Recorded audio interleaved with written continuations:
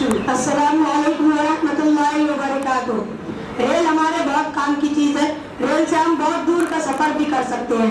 Rail से हम बहुत जगह जा सकते हैं। हमें जहाँ घूमना होता है जा सकते हैं, गाँव जाते हैं और बहुत सी जगह जाते हैं। रेल से हम बहुत सी जगह घूमते हैं।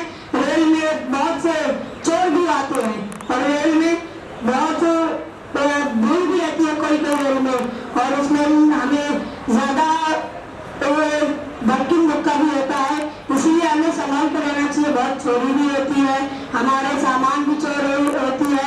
कभी कभी तो रेल के दरवाजे पर बहुत से लोग खड़े रहते हैं तो बाहर गिर जाते हैं, कट जाते हैं, मर जाते हैं, लेकिन हमें वहाँ पर खड़े नहीं रहना चाहिए क्योंकि रेल के दरवाजे पर जाते रहती है, बीच में खंभा आता है, वहाँ पर हमारा सर टकराया, गिर जाते हैं, फिर हमारी मौत हो जाती है।